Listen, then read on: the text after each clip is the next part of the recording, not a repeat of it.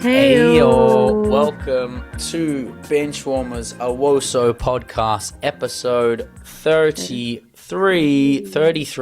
Who have we got in my head? There's only two in my head. I've got Aggie Beaver Jones and a primed Alana Kennedy in the city jersey. That's so 33, true. That's so balling true. out in the 33. We will get to 33 later on, the importance of 33, obviously. But we will start with another week, somewhat not international break. It's not a WOO international break this week because we did have domestic ball as well as we return to it. But we will talk about the final rounds of friendlies and World Cup qualifications. We will get right into it. We will start with Sweden and Serbia, obviously starting in Group A. Blackstenius is Sweden yet again. This time, Blackstenius delivering the 1-0 to the Blackstenius. Is it Arsenal or is it Sweden is the real question. Yeah. An interesting game. After losing to Denmark, I mean, this was an important win. Of course, and I think that if anything, Sweden learnt from that Denmark game. I think the fact that they used their subs right at the end of the game. I know God. Stinas, Tony G, 4 subs. This is mental. By the way, still no Rolfo. Yeah, still no Rolfo playing. And who was the other one, the big one that I would say is probably Becky Blomqvist. I think she probably deserves some minutes. But Olsen, Kafaji, JRK, and Ilestedt all coming on is anti-Tony ball in my head, but definitely good to close out a game and to make sure that Falk has some support, because my God, did Falk have a game and a half here. Like, let's not act like Serbia didn't put it on them. Like, there was moments here. Like, I mean, it's so funny because 3 years ago I was talking about Musovic, right? Musovic, Chelsea, ex-Chelsea player now, is keeping for Malmo, by the way, which is crazy to say that after the Women's World Cup where she had one of the most amazing, wasn't she goalkeeper team of the tournament? No, it was Mary Earps. It was Mary Earps, yeah. But honestly, up until the semi-final, I would say Musovic definitely had a claim to it. And I also think like they'd come up against some tough opposition that she dealt with. She was the US Women's National Team penalty hero, and now we can't ever see Falk out of the goals for Sweden. She's just the number one solidified. She's an insane keeper. She's a real deal. Yeah, 100%. We've talked about this before, about how it's arguably the best mid-season signing in the WSL, in Europe, really. I feel like, the way that she's elevated that Liverpool defense, starting from the goalkeeping position, is incredible. For Sweden, I think that we really saw her shine last year at the Euros. I think despite her team not being able to get the win over England in the penalty shootout, she was the star. She did basically a Mackenzie Arnold, but without the win. Without winning. And I think with this game particularly, we all underestimated Serbia. No one goes into these sides no one goes into these games as a neutral, and you see the likes of Sweden and you go, Serbia's going to give them trouble, but they did. But as I said earlier, it's the fact that Tony G was able to game manage from 50 minutes on. He put his subs on relatively early. I mean, he took off Bar at halftime, took off Schroeder 60 minutes in. And I think that this rotation just helped strengthen this team going into the last 20-25 minutes, where Serbia tried to get that equalizer, but were ultimately unable to. Yeah, I think there was a lot to watch in terms of Blackstenius with her runs to goal versus her hold-up play. I think her hold-up play with her back to goal was very good, clearly getting those Alessia Russo lessons in. Her off-the-shoulder runs were okay. I just think her positioning was kind of wrong, making it hard for her to really capitalize on any of the chances that were created for her. And look, if you're going to beat Leon, she's got to be tighter. Obviously the balls are going to be better to her, but like the tightness of your chances are going to be like either when you're at the group home. I know it's weird because you're both away day champions, but like I still think you won't get many chances given to you at the group home, especially Giraldes' ball doesn't allow for you to have many moments of magic. So you got to capitalize on those chances. And I think also some of it is the Tony G system. I think that's fair. Like, there are certain players who are just not benefiting from the fact that Gustafsson is at the helm, but there are players who are, like Schroeder and Bar, as we mentioned. But I want to shout out the ref for calling out Bar as a yellow card for diving in the box. Like, it was, like, honestly, it was. I kind of thought it was a pen, like straight up. And you watch it again, and the ref has absolutely caught her in 4K diving, and it was like I don't know. That's so easy to give a pen, but I think I also wanted to shout out Milica Kostic, the Serbian goalkeeper, who, I mean, we say it's 1-0. She kept it 1-0 as well. Like, there were some great saves in that. In the first half, there were some good saves in the second half. I think the goal that Stina ends up scoring, that half turn, like the Vinberg pass to her, and she just makes that hesi. It was nearly identical to her Champions League final goal, which is what you want her to be doing, receiving it on that half turn, shimmying away the defender and then rolling it across the body to the bottom left corner. Like, that's good signs that Stenius is in form and primed up for a big Champions League semi-final to come. And I mean, we might as well talk about it now. I mean, it goes into the fact that Stina has signed on in 2028. We can go into that later, but she has signed on, and it's good to know that her confidence will be bolstered by that too. But 100%.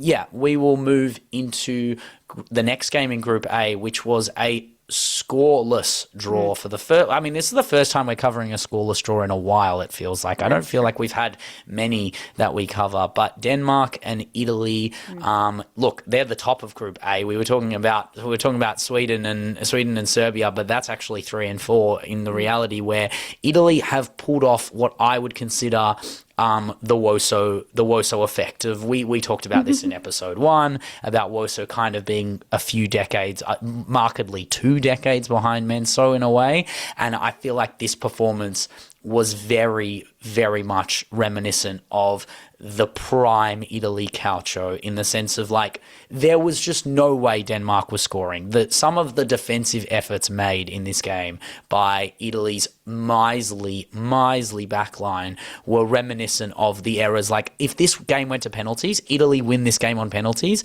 and go to and on to the next one. Like, it didn't matter that Denmark were kind of all over them. I thought they had more of the possession. They had the better chances. I really like Yanni Thompson, who's capitalized off the confidence of the last game that she played against Sweden as well.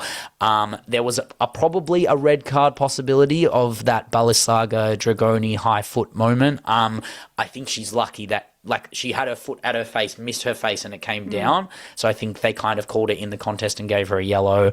I thought Girelli was kind of underwhelming in the time she had on the pitch. I don't think she really provided much, but I think this, I mean, it keeps Italy in the stead of, like, playing off what their history is. Like, they're not trying to reinvent the style of football they play. This is what Italy is known for, providing moments where, okay, we're not providing the best chances, we're not providing the best stuff going forward.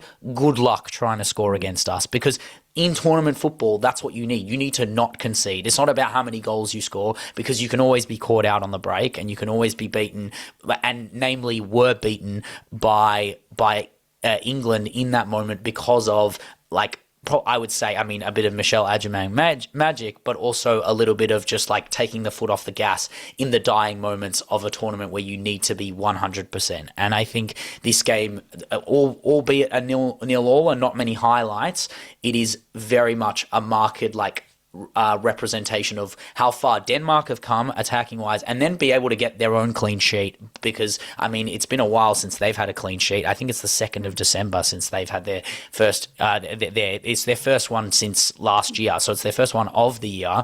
But Italy also being able to recognize, oh, we're not going to get much attacking out of this game, we're going to defend for our lives, and you can't break us down. I actually think if you look at this lineup, you look at the 5-4-1, if you look at the midfield and you look at the attack, this is not a talentless, nor is this a midfield/attack that is incapable of creativity. Obviously, Giuliano and Caruso are kind of stuck in that middle part. Cantore and Dragoni are on the flanks. And you have Girelli, who's the perpetual goal scorer from any angle, any time.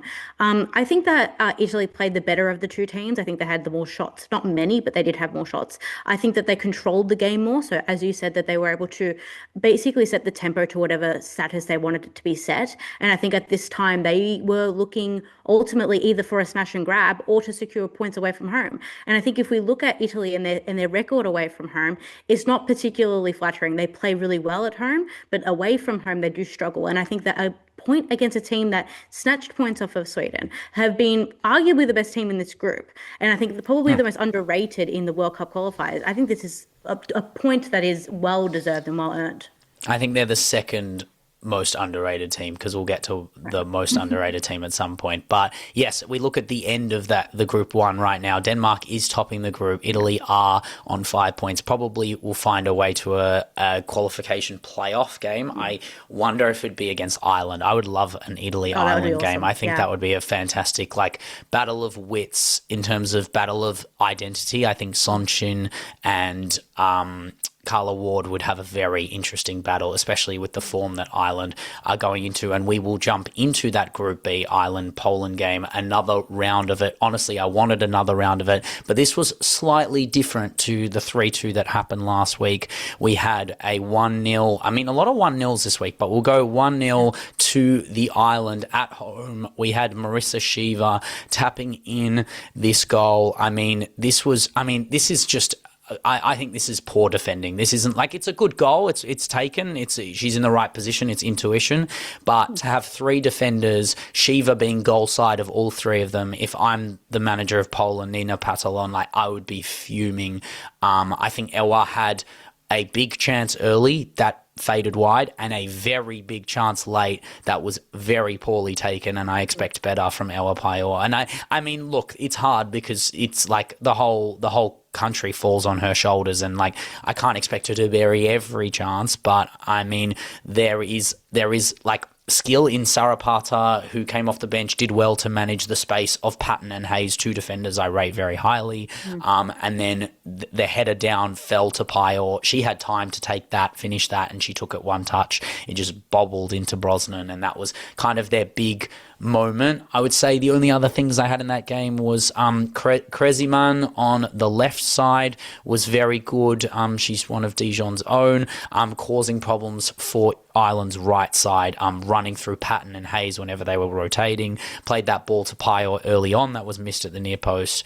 And I mean, look, there was some good moments, but I mean, the player to talk about was Denise O'Sullivan. Denise O'Sullivan is on a patch of form since the Liverpool move, and probably before the Liverpool move. I think she was doing it in the NWSL as well, but her Liverpool move has cemented her absolute like level. I think she is like a B+ grade, teetering on A grade WSL midfielder. I wouldn't go world class, to be honest. I think Katie McCabe is the world class player in Ireland, but I think that moment, if she scored that, Denise O'Sullivan, where she flicks it over Viankowska's head and then half volleys it into the crossbar, Semic had absolutely no chance to save that, but it was a beautiful moment of magic, and the commentary definitely gave her the praise. She was running up and down, box to box, carrying the ball like a player in the 10, but also was doing her backtracking and working hard. And that's what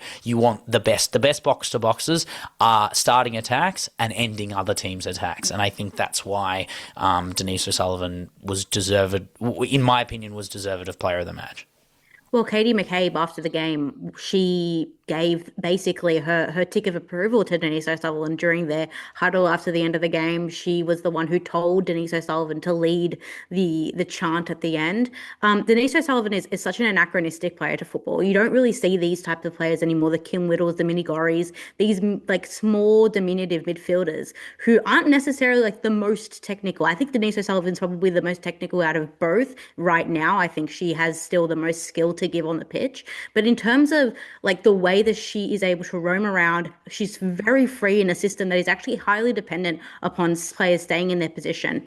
I think in terms of this Ireland team, it's really fascinating to me. They are arguably one of the oldest, if not the oldest, in the higher echelons, like top 25 teams. This particular team only had one player under the age of 26. And I think that this is now probably a legacy project for them. I talked about it last week in terms of Katie McCabe being the hegemon, the leader of this side. I genuinely think that if it's not now, then when win for this Ireland team. They did it once in 23. They want to go back to back. Poland, on the other hand, they're still looking a bit for an identity, I think. I think they found somebody to lead on they found someone to carry them, basically, which is Ewa Pajor. But what is their identity without Ewa Pajor? What happens when she's not on the top of her game? And I think that's basically the difference between these two sides. Yeah, it's when the world-class players deliver who can do it when it matters most. They had Kyra Carusa who's currently on loan at KC Current. She's playing ahead of Abby Larkin. And Abby Larkin, who's having an interesting time at Crystal Palace, has had a really good patch of form, which explains that. But also Amber Barrett not used on the bench. Only one sub for Carla Ward's team, which I find quite interesting. I guess there was a little bit of do or die in this game, and this did put them in that third place spot. Only 1 point behind France and 2 points behind Netherlands, which will definitely cement them in a qualification playoff with a team. And I mean, they will be itching to get into that World Cup after the disappointments of prior tournaments, disappointment of the Euros, namely. And I think there's a lot riding on this in terms of this generation of Irish players. I mean, it's not necessarily, I wouldn't necessarily call it a young side. This is a pretty mature side that are probably definitely more than good enough. I know it's the average age when you look at the team. Like, we're looking at McCabe, 30 years old, 34 at the next World Cup, or 35 at the next World Cup. This is probably the prime tournament. This is the one where Denise O'Sullivan's 32, Hayes is 30, Patton is probably the only one. I mean, Brosnan is 30. These are the players who need to be going to Brazil in 2027. Yeah, 100%. I feel like if we move on to the France and we move on to the Dutch game, these are two teams that have young players coming in. I don't see an issue with them bringing in young talent, because it's usually the young talents that's doing them for, bar probably Katoto, but Kaptein just like incredible. And I feel like this is such an interesting thing for us, because I know that we have different opinions on these Chelsea Dutch players. I rate them highly, and I feel like Kaptein in this system particularly works so well. But I do think, I don't know if you agree, I do think that they're overly relying on someone like Kaptein, someone like Berman, always to save them at the end of the day. What is wrong with their attack? Why aren't they scoring goals? I mean, they're not scoring goals because their talisman in Vivian Miedema is not playing. And I think Jill Roord is also a big piece of the puzzle that they still haven't worked out what they do, how to replace the prime Jill Roord, not necessarily the Jill Roord of now. I still think she would get in. She would get on the plane when they go to Brazil. She definitely has to go. But I actually think this was a very poor game from Vila Berman. I think she was making hospital passes to the centre, making it really difficult for Egarola, Kaptein, Palova. Like, look, it's not the strongest midfield. It's a talent-full midfield, but I mean, in a lot of cases, I mean, you asked me before this game, that's a luxury midfield, in my opinion. I think Egarola can get her boot stuck in, but Palova, I mean, look, the moment of the match when who was it? I mean, the most overpriced player in the world, Grace Kioro, had that long shot to the crossbar. That's because of that Vila Berman pass and Palova and Kaptein fuming at these hospo passes to the midfield.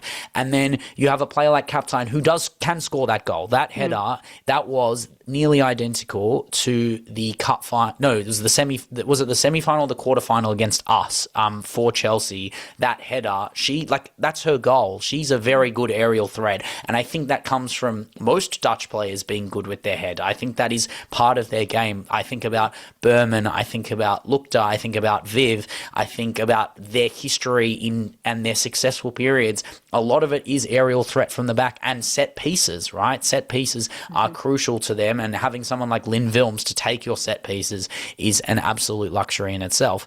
But Pettermore's off the bench, didn't really have enough time, but I mean, we can talk about the goals. I mean, Karchawi's 100th appearance, and we had a absolute moment of magic finally. The hit and hope, the trial and error that is Sandy Baltimore whipping a ball in finally ends up on Katoto's head. Marie Antoinette absolutely... I mean, who's the player who should be on Marie Antoinette Katoto when that ball's whipped in? That's Berman.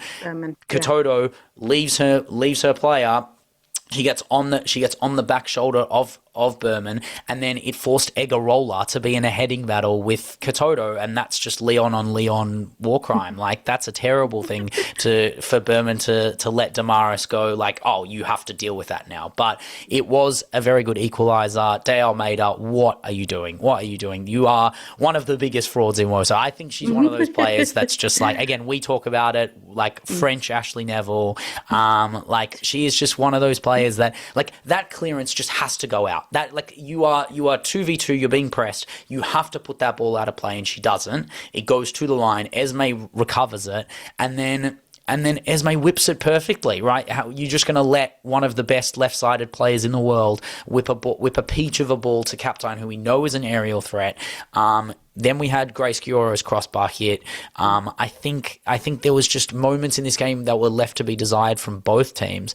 And look, at least Verink has redeemed himself in a way. I think there was a lot of criticism of him, especially from us after the Euros, in terms of them exiting early, them not providing the goods, them not working out the balance of their backline. I think their backline looks a lot more miserly. I think this Renee Van Asten girl is unbelievable. There was a moment later on in the game where I think she gets like a tactical yellow, absolutely slices, who was it? I think it was Gioro. Gioro pressed really well, and it was another Viola Berman pass, didn't go well. Gioro presses it, but Van Asten's like, nah, we're not getting away with this. She absolutely crushed her to pieces. That's prime, like, this is 30-year-old prime Giora. I know we can say that we could say she's past her prime based on her prior performances, but you are bought to be in the prime of your life now. You're still playing for the French national team. You're probably starting in a 2027 World Cup, and she sliced her up, no questions asked. She was like, I had to do that. That's exactly what you want from a 19-year-old centre-half who's probably going to be your centre-half for the next, in my opinion, it's looking like at least half a decade, if not more. And I think Wilms was good again. I think Mbok was really good in the first half for France, keeping out Berenstein and Lukhtar and Esme for spaces to drive through. She was just really aggressive. Netherlands weathered a few of the early France attacking barrages quite well, but without Viv, Diani was okay, still can't whip a ball onto someone's head. It drives me nuts how good she is at getting into spaces but can't put it on people's heads. But these are two teams that are just those teams that are like, okay, they're close to dynasties, they're close to being in and around it, but ultimately leave a lot to be desired. The best of these two teams are not going to win a World Cup. I don't think they're going to win any tournament in this generation. Do they make a semi? Do they make a semi? That's a good question. It's kind of based on the form that they go in. Because right now, no. And right who they now, come up against, of course. Yeah, right now, France is not looking like the France team of the Euros. Instead, they're kind of looking like the France team that exited the Euros, which is lackluster, which is quite two-dimensional, which is heavily reliant upon players who you expect to do it. And then when they don't do it, France have no answers. And I think the problem is with essentially the bench. They're not coming on and doing a job. I think that the Netherlands are stuck in basically footballing limbo. Like, they have absolutely no idea about their identity. They are so, like, bereft of genuine, like, I don't even know if it's like mentality. I don't know if it's cohesion. Leadership is a big one. I feel like that front three. It's like Esme Brutes is 100% carrying that left-hand side. I'm going from Esme, Palova, and Janu. Like, that left-hand side is carried by Brutes. The right-hand side is like, it's a flip of the coin whether they're going to have a good day. And I'm including Chastity Grant, which, I mean, podcast knowers, they know I hate Chastity Grant. But Lukhtar is like, Lukhtar is such an enigma to me. How do you go from being one of, if not the best, like, attacker in Ligue 1 to being unable to complete basically a half of good football, getting cooked at half time? It's just I mean, it's different when you're playing. I think the allure there is. You said the first thing you said, mentality. Playing for the Dutch against France versus playing in France for one of the best teams in France is a completely different ball game. It's big fish, little pond to small fish in a big pond, and I think.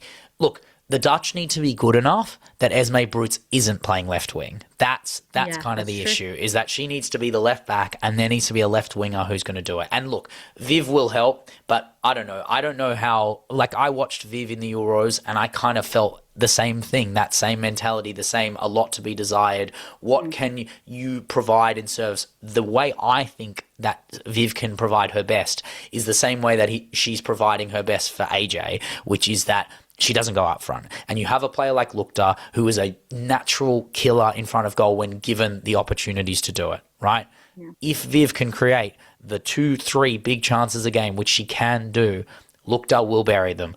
Beerenstein, look, it's a coin flip, and then Esme will bury them. So it's 2 out of 3 plus a match winner. And I think that should be good enough to get you to at least a semi-final, guarantee a quarterfinal. If they don't make a quarterfinal in this World Cup, I would call that a disappointment. I think they have to make it out of the group 100%, unless barring a group of death, which, I mean, again, depends on the way you qualify, depends on the luck of the draw. Only Gianni knows who's going to be in that group of death. But they're a team that needs to be able to develop a form of like confidence, and that comes from not losing. A team like England, right? A team like England who have gone to their 500th match to Iceland, a place that holds a lot of trauma for English fans, namely the MENSO fans, going to Iceland, getting beaten by Iceland in the Euros. I mean, no one will ever forget the Icelandic Viking clap. And I'm not even going to lie, they weren't far off being beaten in this game. The end of this game was Hannah Hampton saving the Lionesses in this game. So we'll start off with the start of this game, which is Alessia Russo being the level that she is. A great finish. I mean, Hempo with an absolutely mental assist, running the whole, like Phil Foden-esque assist to Eze Russo, am I right? But it's a great ball. It's a great goal. 2 legitimately world-class players doing the business. Even that press early on that Alessia did on the goalkeeper, there was some PR Russo in that press. I thought that the goalie was just going to walk it into their own net. But Runarsdottir forced to make some good saves, clear her own goal line. We had Vilhelmsdottir, Johnsdottir. We'll get to that big one, but this was a very Euro. You're very right in saying it was a Euro 25 game, but I think a lot of it was down to the fact that one of that front three in Hempo started well, Russo started well. They needed James to fire, and I think they did well on James. Arna Dottir and Vigos Dottir did a great job on her in the first half, and then they swapped wings, and they still dealt with her pretty well, and she just couldn't get into the game. But then the Viking claps began. All the aura farming began, and this is where Hannah Hampton had to absolutely turn up to be her best. So we had a moment where Johnsdottir completely outruns Lucy Bronze and Lottie Wubbenmoy. So Wubbenmoy comes on for Leah Williamson, and then this is when the onslaught starts, when this is where you start to see a little bit of the cracks in the Lionesses' holes. So Johnsdottir beats both of them to the ball. Fair enough. Wubbenmoy versus Johnsdottir. Bronze versus Johnsdottir. I expect Johnsdottir to beat them both for pace. Then delivers that ball across. Jessen delays the run, separates from Esme Morgan, and the strike hits the post. Zommers gets the rebound, point blank, not even 6 yards out, probably 6 centimeters out, and Hannah Hampton has saved it point blank. That should have been the tie. And then Johnsdottir's long throw fell to the back post for Johansdottir, and that gets saved by Hannah Hampton at point blank range. Like, these are like 3 match winning saves, and I've boiled this game down to 3 big points at the end, which is that history matters. And when you go up against a team that has traumatized your country from a footballing standpoint, it doesn't matter if it's a cross code. It's no different when you're away from home. They know what it's like to play England. They know what it's like to beat England. They know the feeling. And that late onslaught of high quality chances shows that. The second thing is that England's second squad and their bench doesn't bat as deep as they think it is, right? So Wubbenmoy is great. But with Esme Morgan, that as a 2 is gettable. That is beatable. Lucy Bronze at the end of the game is gettable for pace. That is natural. Like, she is a built engine, but she does slow down. That's how it works. And like a more clinical side gets a smash and grab out of this game from Iceland because they looked more up for it at the end of it. And they're not as secure and as dominant as a perfect record might be. And congratulations to them winning their 500th game, being unbeaten, and Serena aura farming her way to a World Cup, and probably will be a contender and should be a contender, like minimum a semi-final, pretty much everyone thinks they should make a World Cup final / win a World Cup final. That's the last thing on the list for Wiegman and the Lionesses. The one that's eluded them. I mean, 2 Euros is amazing, but the World Cup is there. It's the one that's held over their head. But this game shows that there are Achilles heels. There are moments if certain players are not in the spectrum of the 11 or the squad, they are gettable.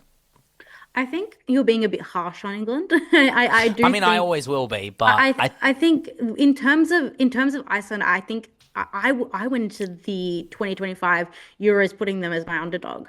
I think that they drastically underperformed. Wrecked. Yeah, they got wrecked. The form before that, I mean, they drew with Norway. They only lost 2-0 to France. If you go onto the current form, they haven't been playing well. But in terms of like a team that is England, I'm not expecting perfection from it. I think that's the mischaracterization of England. They're not a perfect team. They're not supposed to be the team that go out there and play beautiful, untainted football. If anything, the Euros it's tournament ball. Yeah, the Euros exposed to us that England can put on a nice Dutch cap and they can put on as many techie players on the flanks as they like, but they are England. Like, this is a team that's going to score early and going to hang on. And I think in terms of this game, if anything, England took out of it that they can hold on. They are doing what other teams are not doing on the regular, which is playing tournament football successfully. I think that this is where history, from my perspective, in the women's game is so important, because we don't actually look to the teams. We always think the Spain, they did it incredibly well in 23,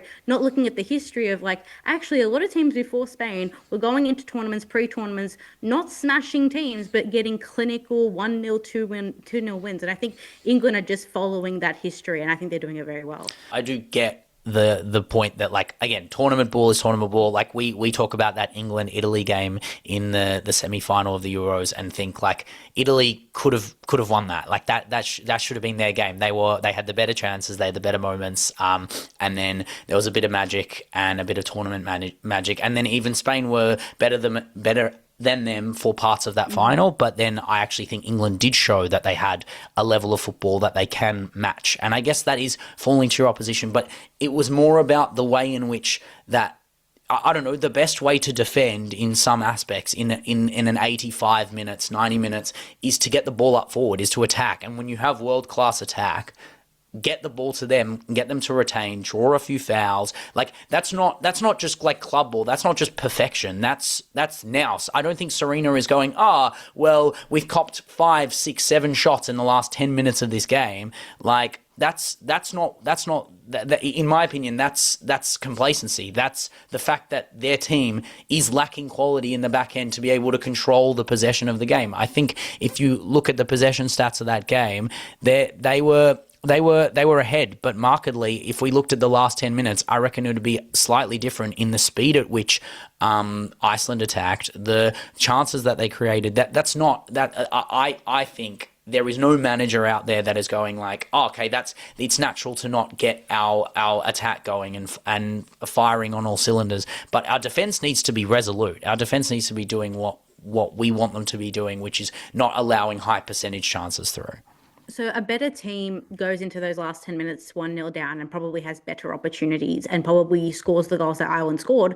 But I think on the same end, you could say that a better team makes England lift to the level that they are at. And I think that is what England have been doing for the last 2.5 years. They've been reaching the level of their opposition. There's been one game when they weren't able to do it, notably the World Cup final. But in honesty, I think that they actually were at Spain's level. Spain were just fortuitous in front of goals.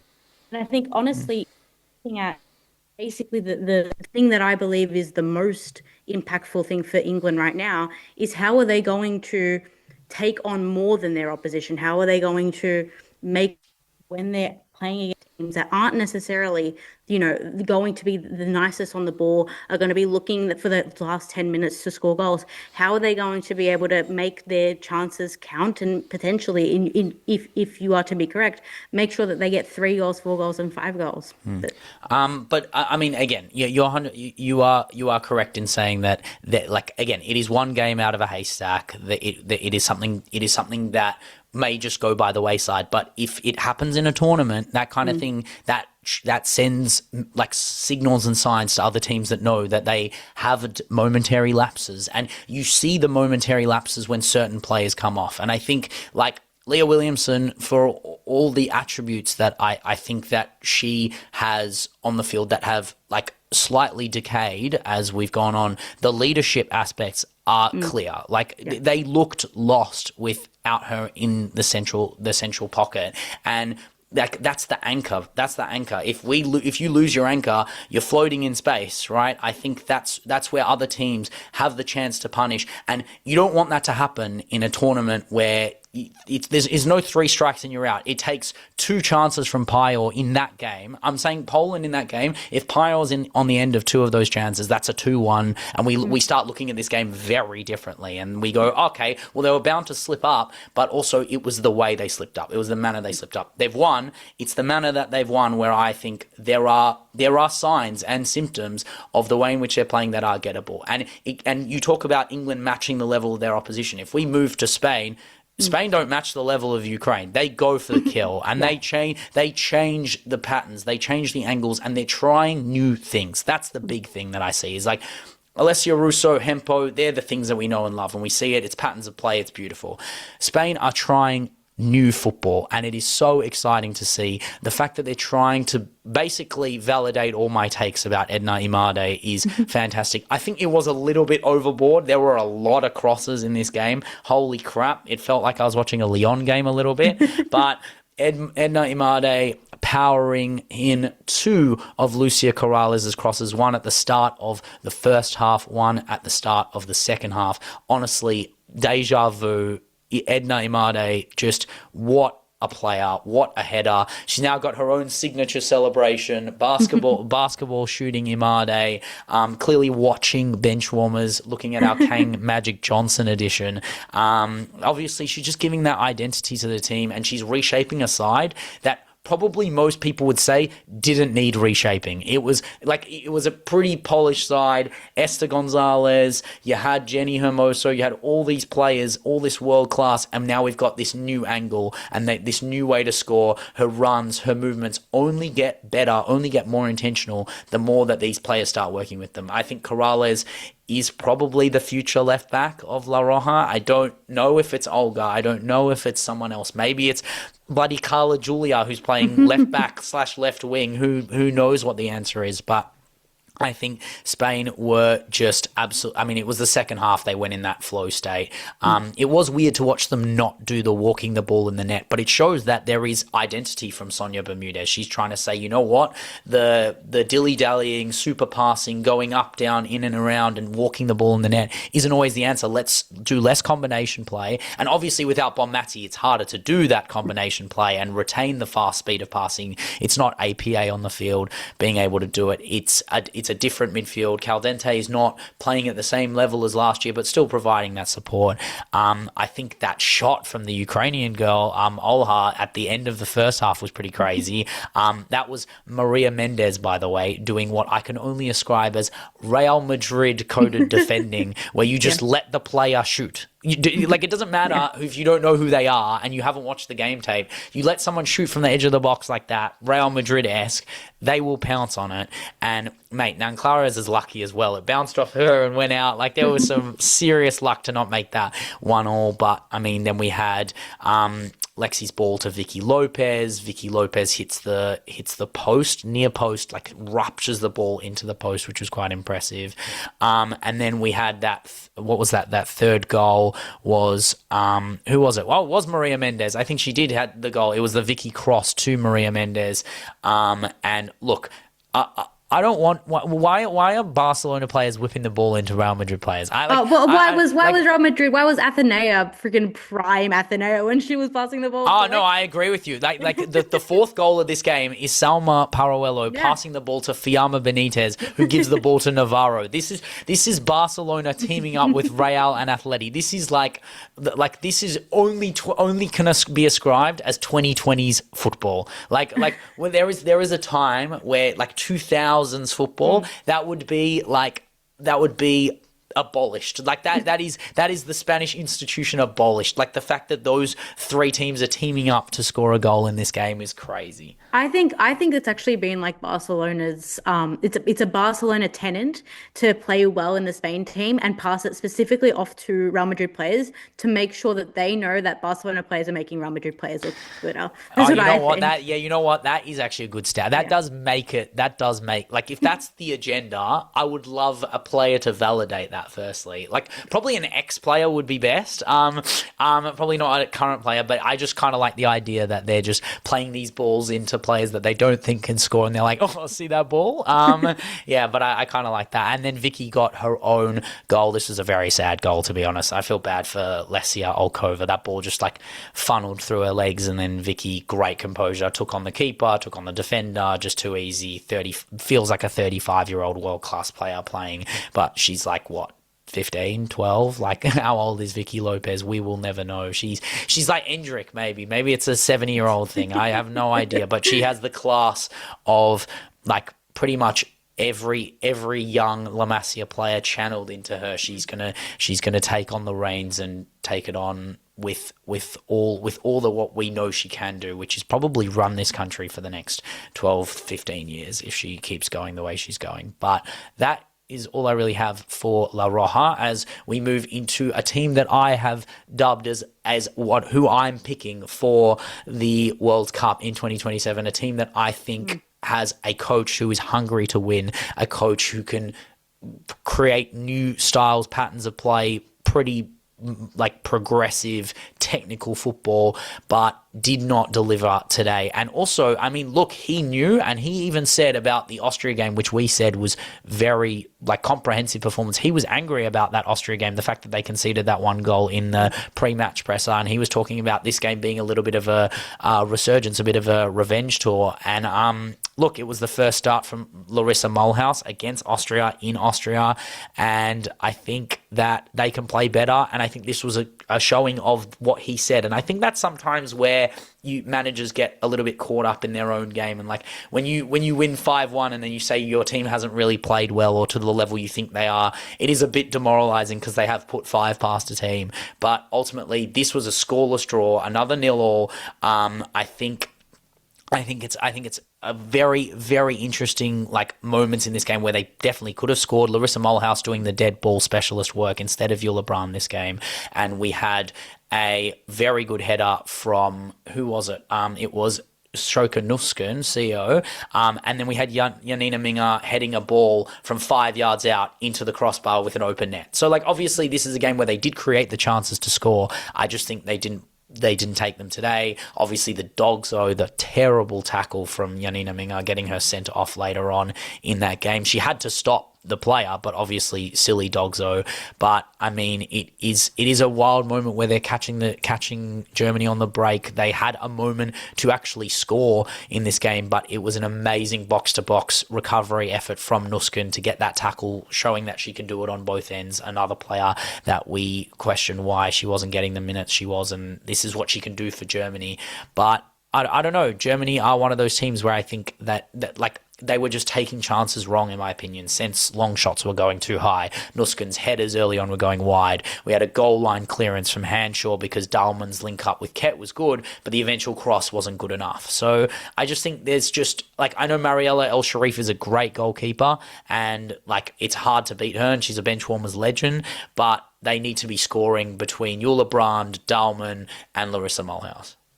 This was such a disappointing game, but I don't think it's indicative of any form for Germany. I actually think Germany have been one of the more clinical and good to watch teams in the World Cup qualifiers. Putting Moldhouse in the center of the park, I think 2 points on that. I think it's basically like playing Hoffman, and I don't think it's actually conducive to any forward and final third effort because I don't think that they press well. I think that they're in there to add some sort of physical commandedness, and I actually don't think it works with a team like Austria, who set up in this game to try and at least play outside of their comfort zone. And I think they did. I think that they at least tried to get it into the midfield, tried to play around Germany. Something that I think Germany struggles with is ball watching. A lot of the time, they just basically look and next thing you know, they're 3 players have already passed them. But to me, I think that the biggest the biggest thing that came out of this game was when Germany are off, they're off. And I think that Minga was basically the encapsulation of that. Like, she was terrible. She got the dog's-o red card because of her own mistake. You talk about Berman, you talk about how she had a bad game. I think it's the same here. It just goes to show that these teams that are playing sides that are not having good games at the back need to be capitalizing. I think Austria probably and should have won this game. I think it would have been a fantastic result for a side that is not getting many wins, if any, in this World Cup qualifier. And I think if I was playing at home, you're playing with your home ground advantage, and you see that a Germany team is on the back foot, I would try and take advantage of that. It's disappointing that they didn't.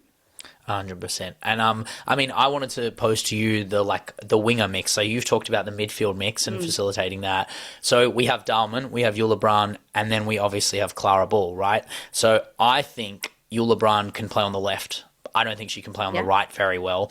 I think Dahlmann can play. Yes, exactly right. Dahlmann can play on both sides, but I think she is better on the right. Yeah, and then you have Clara Bull, who is the left winger. When she's fit, she's the best player in the world. She's on the left side, right? So does that mean that Jule Brand is on the bench and you play Dahlmann on the right and you play Bull on the left, or do you play Jule Brand on the right and try and facilitate for her, I guess, and then have them swap wings every 20 minutes to get the best out of both of them? Or is it Vuk's job to try and facilitate what he thinks is best? I mean, Dahlmann is older, and Dahlmann, the endings of her career are coming, but you need to be setting up for the career that is Jule Brand. But if she's not performing on that right side and Dahlmann can, then maybe that difference between starting one or the other could be the difference in winning a big final. Yes, and I think that this is maybe a controversial take, I don't know, but I think that trying to get Jule Brand in the center of the park is the way to go for me. I don't think that there is an heir apparent in the center in that central attacking position. If they're not going to play Schüller, which for some unknown reason against Austria, they played her for how many minutes? 30 minutes? It was strange. They should have started her. I don't think Aniomi is that good of a player. I just don't think that she hasn't done it for Germany. I think that she's a player that can do it when the team is on. So when the team is invigorated and they've scored a couple goals, she comes on and she finishes games off. I wouldn't start her. Honestly, I think Jule Brand is that type of player where you can play her as that kind of Russo-esque 9 who can then drop deep, pick up the ball, whip it in. There is no stopping Jule Brand because she has all the attributes of any player in that forward, in that three positions in the forward line. I don't know. I feel like, as I said, I don't think that there is an heir apparent in that striker position, and it would be interesting to see how they use her going into the World Cup. Yeah, we dream for times like this when wingers invert centrally and then just stay central and then they move to that central pocket. But sometimes players get eaten up by it. Some players get lost by it.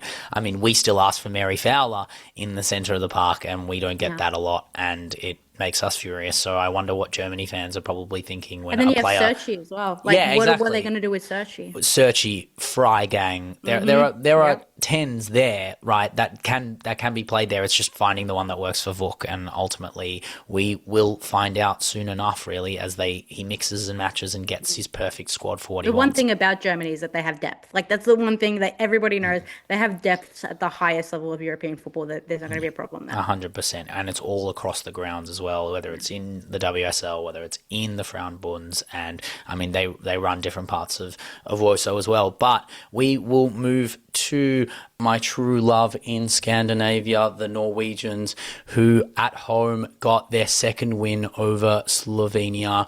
There is a lot to talk about this game. This was a Gemma Granger masterclass, honestly. This is why I get so angry watching Norway sometimes. This is why they disappoint in a lot of aspects. But Caro was on form. Caro was cooking up their fullbacks, St. Polten fullbacks, who were Slovenian, getting absolutely wrecked. Pajor, Zala Merznik still on form from last game, making some good saves.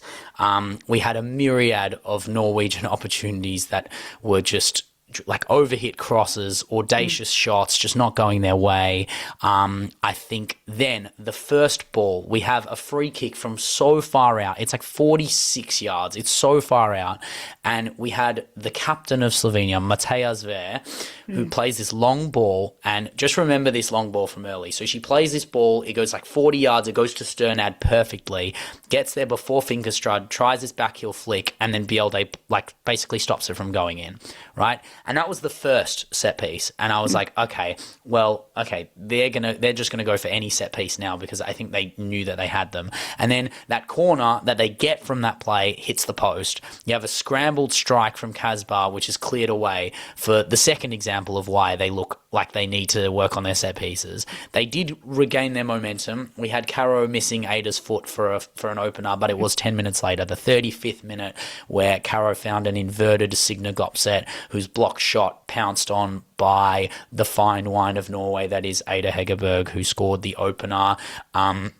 Slovenia keep pushing, using those set pieces, trying to get some chances, a few off target, but then it was a very ridiculous free kick in the 41st minute from 41 yards. No wall, by the way, no wall. She just launches this ball. It's like an absolute dime. You needed Chariots of Fire playing while the ball was in the air. And Fiskerstrand tries to catch it and claim it and keep it out, but she's actually caught it in her own goal. It's just one of those shots that's like Olympico-esque. You just can't save it. It's too high. It's a dead ball strike from 41 yards. It's ridiculous to tie up the game just before halftime. Perfect time to score for a captain, true captain's goal.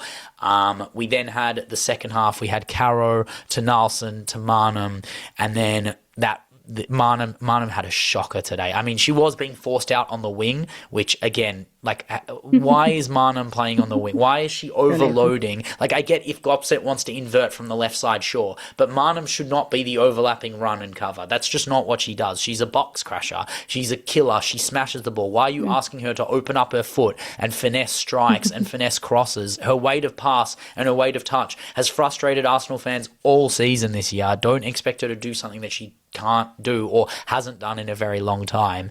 And it was what made the start of the second half a bit like a lot leaving to be desired. And I kind of thought that Norway would get punished here, and it was Caro saving this. So Caro headers this ball that was a ridiculous save by Zala again. Marnham crosses another one, doesn't work, but finally we end up with a goal because of Jensen, an Athletic legend, holding up play, plays it to super sub Guro Wrighton, who lays it to Ada Hegerberg. A goalie rush happens. I don't know how Ada ends up firstly on her feet after the goalie rush, but with the ball at her feet from the goalie rush. She holds her balance, she plays the ball across, and Jensen finishes off her own chance that she created, which was very good. But then in the 68th minute, we had an equaliser, 2-2, because of a quick free kick from Slovenia, 30 yards out. The set piece comes in, Kramzar's the first to react to the quick free kick, and then Keelan just brings her down. It's a penalty. Another set piece, punished again, ridiculous. Then you had Matea Zver, the captain, going up, sending Fiskerstrand the wrong way. So she has a brace in this game. It's 2-2. And then Guro misses this big chance. Keelan has a free kick that hits the bar. You kind of think, all right, it's 2-2. It's destined for 2-2. But it is the 91st minute. We had Jensen headering a Keelan cross. Finally, a set piece going Norway's way. And Jensen's header is scuffed into the path of no one except for a running, driving Gopset. And I think that's probably a very scary thought of Gopset running onto a ball with no defender to come to it. They let her lash the strike in 91st minute. Very sad, but admirable performance from Slovenia. Probably deserved a point, but the game is the game, and they copped it late from a team that has experience at winning games late. I'm really fascinated to see what like the next 5 years for this Norway side is. They are an old side. I'm thinking of Gorpset, I'm thinking of Fenger, who plays for Barcelona, and I'm looking and I'm thinking these are game winners. Like, they are very clinical players, but they're actually being let down by the most experienced of Norway. I'm thinking Boa Reese. I don't think she had a good game. I'm thinking Marnham. She got wrecked. Marnham and Boa Reese got destroyed by a player we love talking about, Kaja Korosek. Paris FC's absolute middleman. Like, she is like, she's got to get picked up. Like 100%. She is like a serious player. I mean, Slovenia has a bunch of players that are playing top level football, like Yeah. Kramzar, Koroshek. These are players that are doing the business week in, week out in their respective leagues. So you're not going to get any easy games in these World Cup qualifications. And Boa Risa made it look like Koroshek was this titan running midfield. Like, it was a very Denise O'Sullivan-esque performance, just from a team that won't command the same level of like respect when they have these performances. I just don't really know what's happening in the center of the park down the spine. I'm thinking, Nalsund is a type of player for Manchester United who I just expect to be on the edge of the box waiting for the ball to be cut back. She was nowhere to be seen. Engen is usually so much more composed than she was in centre back today. I'm thinking like the two flank players on the Exactly. Two flank players as well, Blackstead. I'm thinking particularly if she knows that Marnham is not that particularly apt on the left-hand side of the park, why is she not offering, to be a bit higher up? I don't think that I don't think that Slovenia were particularly high pressing in this game. I think they gave actually Norway so much more time that they deserved. And at the end of the day, and this is what happens. I mean, Gorpset is a game winner. She is perpetually like, I don't know what she is. Is she underrated? Is she overrated? It's like one of those things that I feel like when you watch her, when all the pressure, all the eyes are on her, she doesn't perform. I'm speaking specifically for Spurs. And then when, in a game in Slovenia, how many people are watching? She scores the winner in the 92nd minute.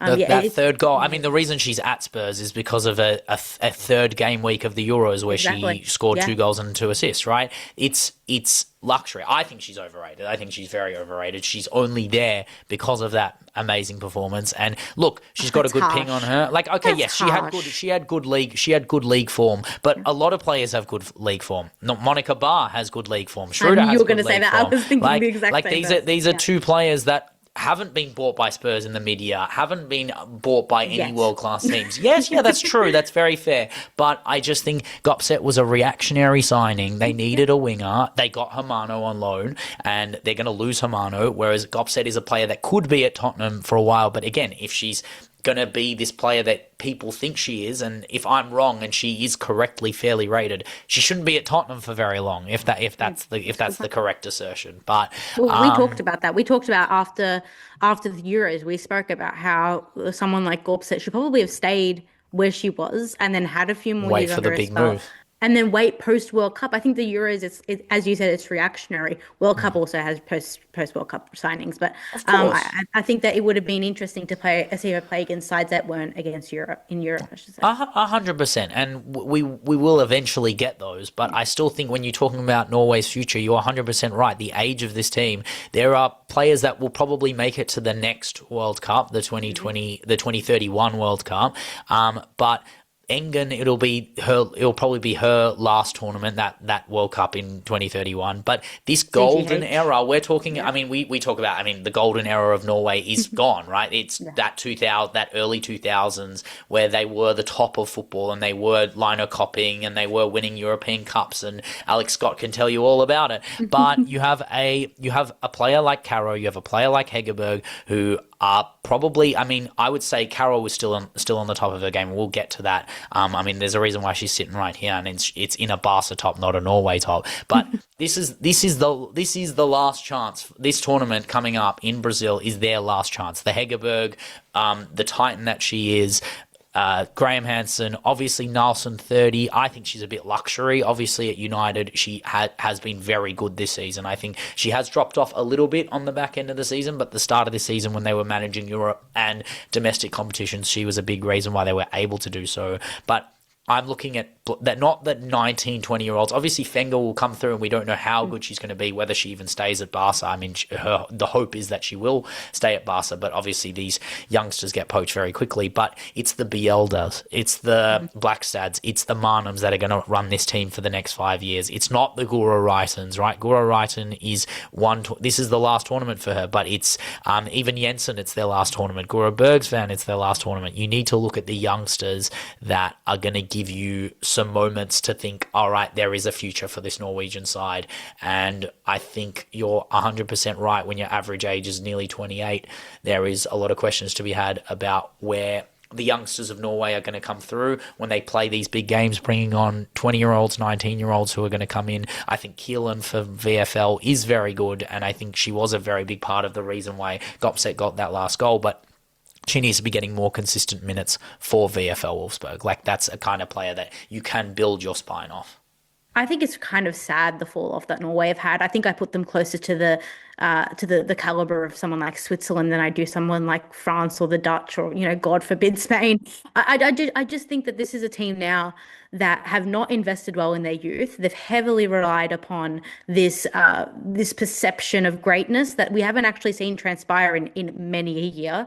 And I think it's pretty obvious. I mean, we've had this discussion before on the podcast. It's pretty obvious that internally, mentally, I mean, Gemma Granger has had an absolute job to do to try and revitalize this team, because at the World Cup, they looked a shell of themselves. And I think if they go into the World Cup in 27, if they go in and they have the same performances, the same mentality, then they're going to be known not as like a what if team, but as a aging, as a corroding great of the past. I mean, yeah, I think you're. I mean, I think you're being a bit beneficiary to Gemma Granger saying that it's like she's been handed talent. She's been handed talent. Yeah. She had Hansen Central in parts of that Euros tournament. Like, what do you want me to say about that? Like, you're playing Marnham in the 10, taking her off. You're playing Marnham left back. You're playing Guro Wrighton left back in a knockout stage game against Italy. Yes, they should beat Italy. You're right. But if the manager's not doing things that are conducive to them, I mean, it's important that I bring up Italy because Norway are ranked 13th in the world. Yeah. Denmark are 12th, Italy are 14th, right? That's that pack. That's that pack of teams that probably you have.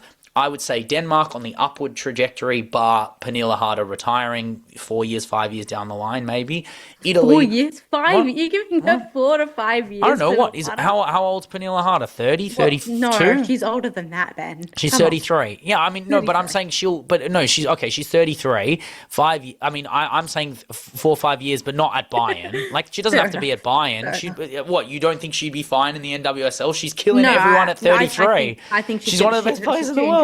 She is, but I think she's incredibly injury prone, and I think she's one injury away from retirement. Yeah, but she's also like 2 games at Kansas City. She's also like 2 games away from $1 million. Like, yeah, exactly. She's that's what I mean. To an injury than she's a Ballon d'Or. I understand that. I just think that Harder will just keep going. I think she's one of those players. I think Girelli is still going, but they all have they're all in this same bracket of players where they have these world-class players at the top that are very close to being at the end of their careers or not being the same players that they are, yeah? And then they have an interesting spine and structure to try and facilitate for them, but none of those players have really emerged in a way that is the same as that marquee player, right? So we talk about Caro and Ada. There's no one close to that level of Caro and Ada in that Norway side. No one is close to Pernille Harder in their Denmark side, and Giuliano is closer to Girelli, and that's why I think Italy have been, despite Italy being the lowest ranked side out of the 3, have been more successful at tournaments recently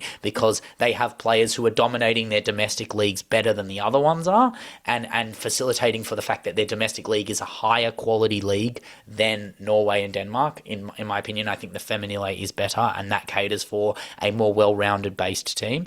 But I think that mid-pack of 10 to 15 in ranked in FIFA are the ones that are like, okay, are you moving from 10 to 15 to 20, or are you moving from 10 to 15 to 7, 6, 5? Like the Japans, the Swedens. I mean, like these are teams that are those are the 5s that could drop to 10. They're the 5s that could go to 3. It's really hard to manage these 10 to 15 teams because it's all based on the ability to develop those youngsters and cater for them. And that's why I think a lot of international football is a little bit different in WOSO, because they are longer term projects. You do have to develop them, but not many managers get the time to develop those players, especially in these mid-pack sides that have really high expectations when they go into tournaments. But the last game we'll talk about is an interesting group. 2 teams that topped and second in their group. Turkey versus Switzerland, a big draw, a score draw. I did kind of expect Switzerland to win, but Turkey surprised me at least. I think people who watch Turkey women's side week in, week out would say that that's not true, and that this is how they've been playing, and they've been really, really good. But I mean, no amount of Anna Maria Senegorcevic magic from that long shot, and the fact that Sydney Shertenley put on a midfielder's masterclass in this game, in my opinion, was going to stop the fact that this goal that Turkey scored was absolutely amazing. So Kansakaya, who was playing the Turkish Gori role, the Turkish Denise O'Sullivan role, pressed like a crazy woman off a horrible, horrible touch. And we had Marachian, who was a super sub, picks the ball up, plays this perfect ball for Toulouse's Selen Gul Al Tunkalak. I absolutely fucking butchered that. But this girl is a menace. I can't believe she did what I always yap about players to do, and they never do it.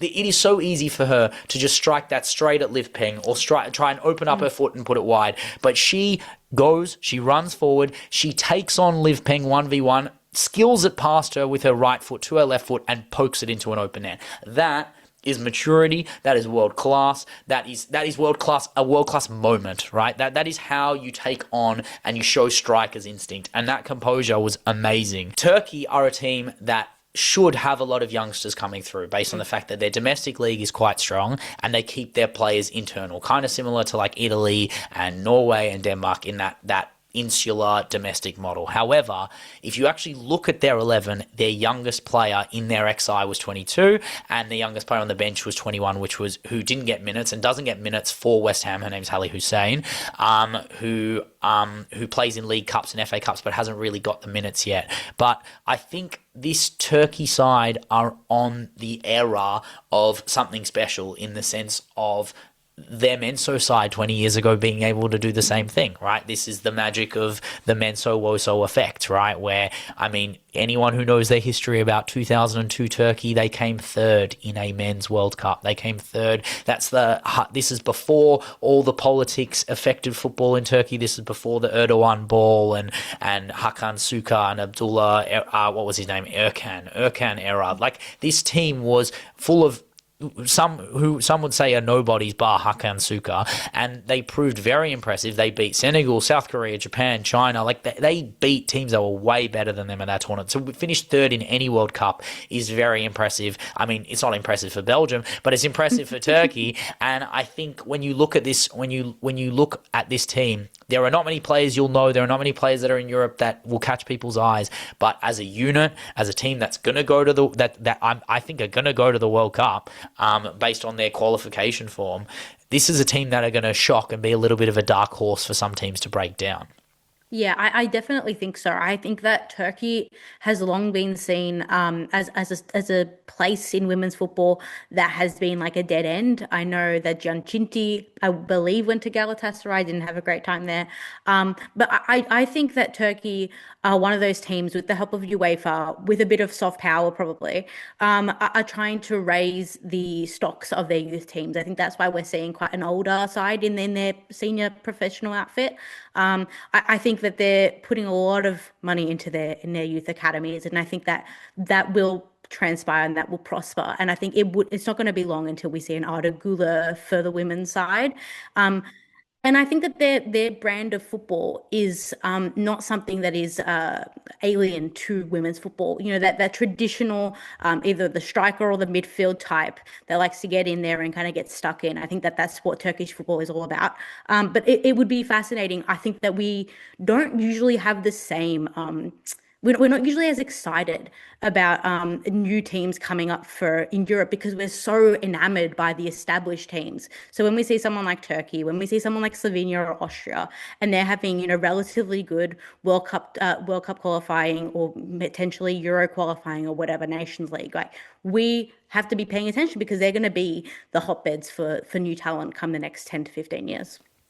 100%. And I want WOSO Arda Gülers. I want WOSO Kalanoglus. I want like I mean, before Ardagula it was Nuri Sahin. Like Turkey have an abundance of magical talent, midfield magic creators, and there's no reason why that shouldn't ascribe across. And that's who they grow up watching, right? So you have those moments where players talk about their idols being MENSO players who they try and ascribe off the same signature moves. And I think that's why Turkey is just this roundabout team, because back in the day when their primed men's side was doing the business, they were a well-rounded team, and they do create chances off incredible transition and fast-paced football, and they got caught out. Switzerland got caught out, and I think Switzerland are a very good side with a lot of youth and a lot of experience, but have to refine their youth and get the best out of their experience while it's still there. But that is all we have for the World Cup qualifier games as we move into the international friendly.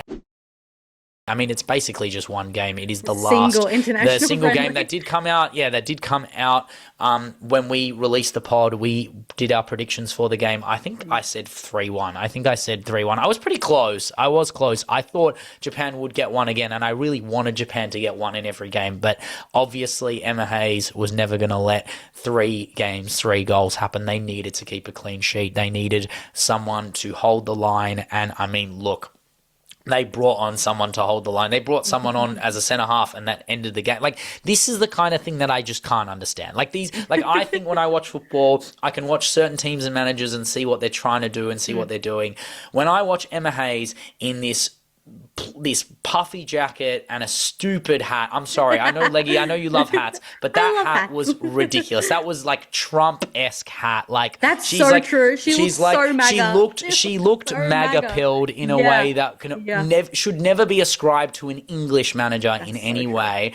And I think I'm going to have to swallow my words about Sophia Wilson. I think she was really good. She was really sharp. She was really fresh. Yeah. She looked acrobatic, that little bicycle kick moment. She probably, I mean, imagine if that went in. Oh, my God. My timeline would have been absolutely ruined. But she had some good long shots as well. I mean, it is sharp. She just looks sharp. She looks fresh. I think her agility is the one that I was kind of like, all right, has she still got the agility, the moves, the patterns of play? Look, it takes a while to come back. We've seen Sam Kerr now score 7 and 9. It took a while for her to get back into the swing of things. I think Sophia Wilson is a lot more fresh than Sam Kerr was at this point in time when she was back into the football. But she looks like she's got her athleticism back, and maybe when Swanson comes back, we get that triple espresso. Claire Hutton was fantastic. That long shot, oh my God, that the crowd was going absolutely mental. I think that was very mature from AT. I thought AT was going to shoot. She plays that pass off to Hutton, and Hutton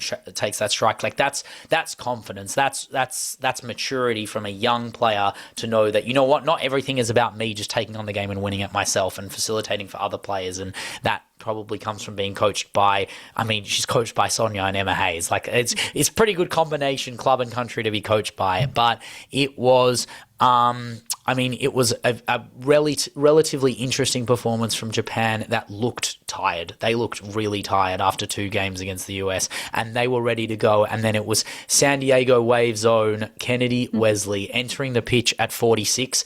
And the rest is history, really. Yeah. So the ball whipped across, the Thug Rose ball whipped to the back post. We had Kennedy Wesley heading it back across for a centre-back to centre-back assist. It is one out of the Everton Phelan rule book, if you ask me. Look at that. Emma Hayes is watching Scott Phelan, am I right?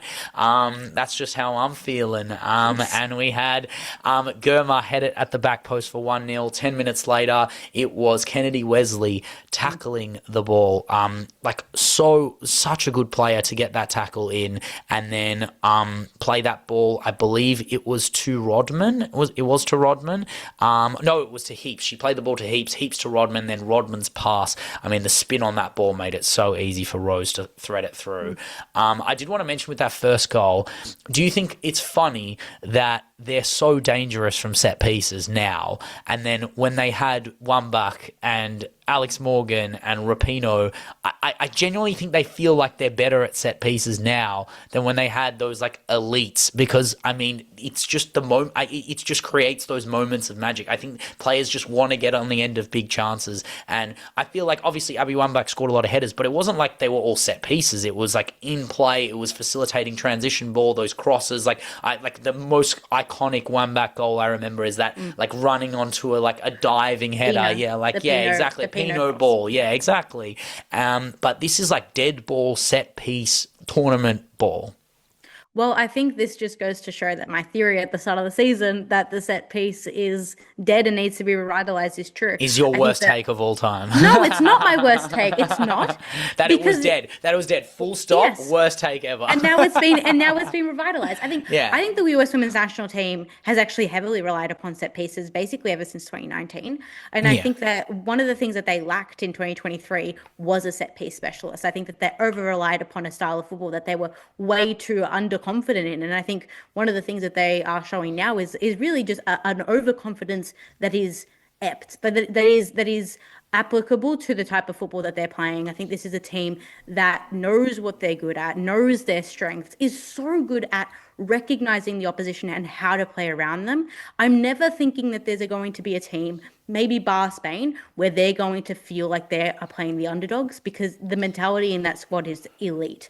But I think with an elite manager mentality as well. exactly. And I think in terms of the US, and I think in terms of what they will be doing going forward, I think they are playing Brazil.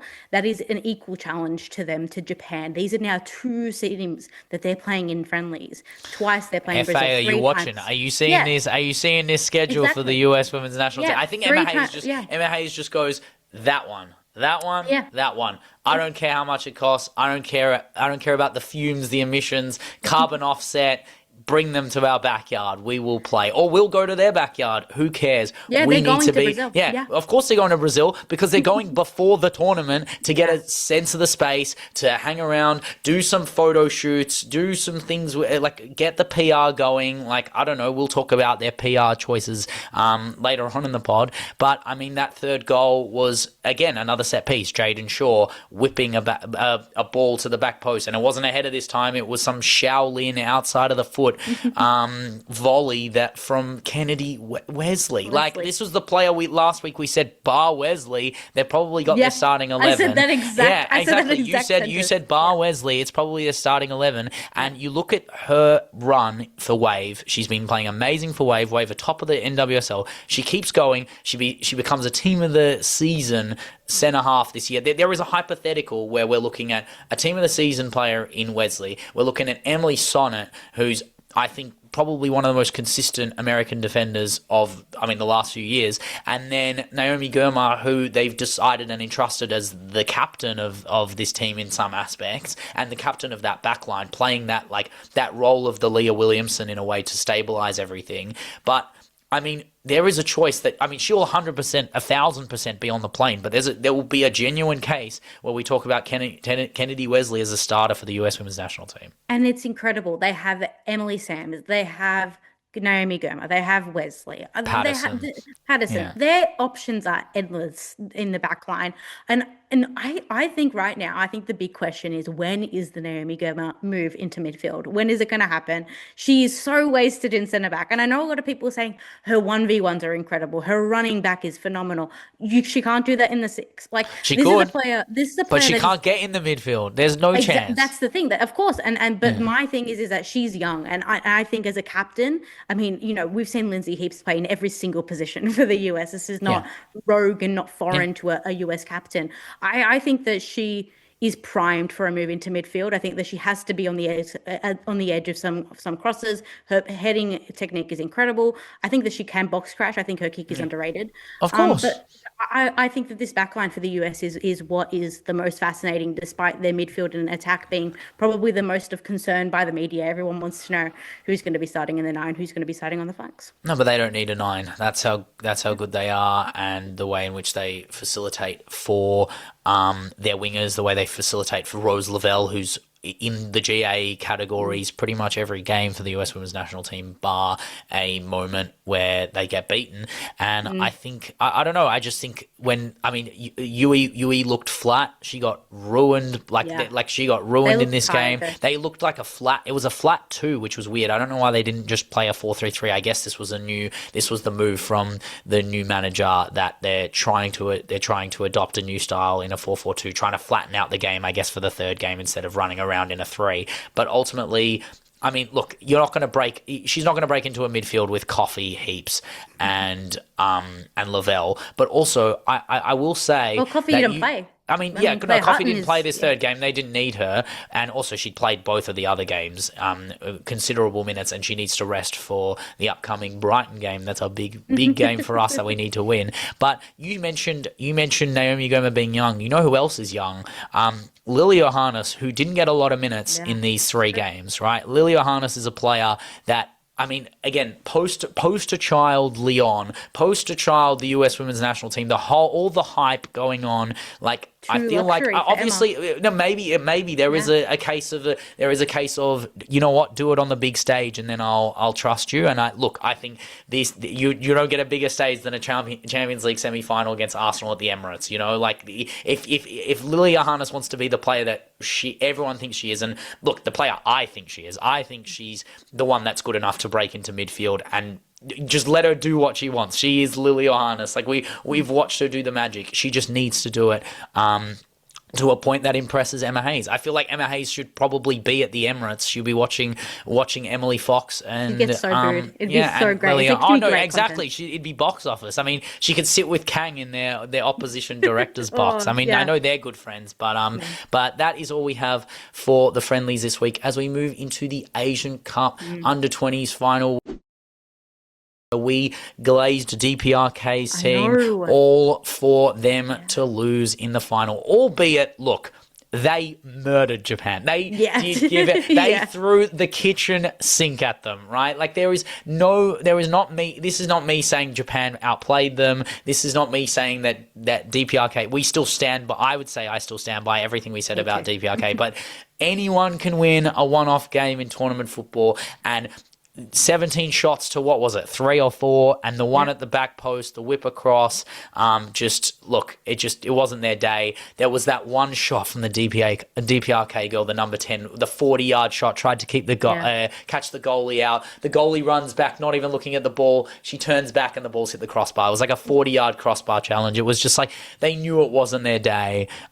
It's a shame because, I mean, Japan have now, this is the revenge. I mean, we have that amazing rivalry, DPRK and Japan. It's been going on for years and years and years. They are pretty much bar us and us doing what we do, they're probably the 2 best teams in Asia. Yeah, and look, it's just one of those things where, I think there's more to talk about what happened after the game, where they didn't shake hands. Everyone got angry at them. Everyone got angry at DPRK refusing to shake hands, and then they gave away 9 fouls to 1. I'm here to tell all the DPRK haters out there, fuck off. I'm here for it. I am here for rivalry. I'm here for tribalism. I'm here for we need spice in the game.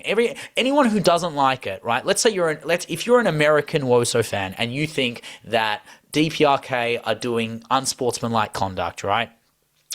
Talk to your goat. Talk to Trinity Rodman about what she thinks about trash talk in WOSO. She's like, I hate it because no one else does it but me. I'm the only one who does it. Well, all right, let's set up US Women's National Team versus DPRK. I want to see the spice. I want to see the rivalry. I want to see the Chloe Kellys of the world, the Chloe Kelly show, the Rodman show, the DPRK show. I want teams not shaking hands. I want rivalry. I want history made. And how do you not see that this kind of thing is entertainment? It's not friends and games out there. This was a final. This is the big game. This is them trying to retain their old success in their tournament. This is trying to retain that mystique and prestige of their World Cup win as well. This is the same players. They're pissed. They haven't lost in how long? I don't know how long it's been since they lost. I'd be happy if the Tillies walked off and didn't shake hands with teams when they lost games. Like, I want some spice. I want some anger. I want some actual ferocity in their play. And I don't know, there's a lot more feeling in this under-20s Asia Cup final than there is when we're watching Zambia and Malawi and they're just chilling out, scoring mere goals and clapping each other. Yeah. It's all great. It's all fun and games. I want the spice, and this game had all the spice. I was going to say was a much more interesting game than the actual Asia Cup senior final. I think DPRK A are different so 1-0. A different yeah, 1-0. exactly. And I was going to say it's the same scoreline. Yeah. I think North Korea are so immune from the tainted reputation of women's football being like a family going event, a PG-13 event, because they are 100% in it for success. This is a team that has so much more than just football at stake here. There is like genuine national pride that they have to portray in every 90 minutes that they play. And even just beyond that, if you're a team, in any part of the world, that has the run of North Korea, that has the trophies of North Korea, if you're having this type of game and losing, that is something to be pissed off about. And they were rightfully pissed off about it. And I think if we go to Japan, I think that it is so interesting to me how Japan is shaping up as a global power. They've Not done the just double. They've done the yeah, double. exactly. In Asia, I think that this is going to set them up incredibly well. They have a fantastic senior team. There's nothing to be concerned about there. I'm talking more about like the goal scorer, Momoko Sano. I mean, she was incredible this game. I They've find it moved up in fascinating. FIFA ranking as well. They're in Yeah, that they're exactly. in the top they're in the top 6, I believe now. So they've moved up. Obviously I don't really care about the numbers and the rankings, but they are solidified deep in that top 10. And there's a reason for that. It's because they are hard to break down. They are hard to beat. They have world class players. They have match winners. They're all over the park. Like Tanikawa and Hasegawa, I would say, are the two world-class players. I would say the match winners of Kiko Seika and Maika Hamano. These are two players that are amazing. Koga is coming into her own. Yamashita is probably having a team of the season level season in goal for City. I don't know if she'll get it. Obviously, there's a lot of Hampton bias. But I think even when we were talking about like the idea of like a lot of teams not liking DPRK's involvement with that. I mean, a lot of that is just internalized microaggression in the way like True. they don't like the Eastern takeover of a westernized sport, right? And like 100%. even the fact like the US of it all, it rubs Europeans the wrong way. They call it soccer. Like it's it's the same sport, but it's a different inflection. It's a different culture, and they bring it, and everyone goes, "Oh, it's kind of crazy." Like I'm gonna get angry at the US because I envy the US. They actually invest in the women's game in the way that I wish Australia did, and they have the best manager in the world, and they have structures in place where they get more money than everyone else because Kang is involved somewhat in the US women's national team and the research and the support that they get. Right, that's their choices, and they're making the right choices to make sure they have the best chance of winning that World Cup again and being pretty much the powerhouse of women's football from a decorative trophy standpoint. I don't really give a crap about their She Believes Cups, but they win World Cups. They win their CONCACAF Gold Cups when they're there to be won, and that's the same as what Japan are doing in the AFC, and it's pretty much it's all guns are blazing between Spain and England in Europe, and that's what makes it really interesting. But when they all come together, Japan cannot be undervalued or taken lightly, because I mean we saw them in that Women's World Cup absolutely batter Spain 4-0. Obviously it was a first team versus a second team, but that's what they can do. That's how good they are. They're not it's not like none of these Japanese players would make a US women's national team, or like obviously if you asked an American, the combined 11 would be all US players, but the neutral would see the value of a player like Hasegawa. The neutral would see the ability of a keeper like Yama currently and compare them to Claudia Dickey and make the question. Make it harder than just 11 US players are better than 11 Japanese players. And that's why they got that second game, that 1-0 win. So it is exciting when we see the heads of countries. I mean, Brazil going to be the next one. They're just going up against each other. We should be one of those countries that does that as well, but we can't even play Nigeria when we go to Africa, as Sam Kerr would say. It is just a bit disappointing. But that is all we have for the US Women's National Team. That's all we have for international ball.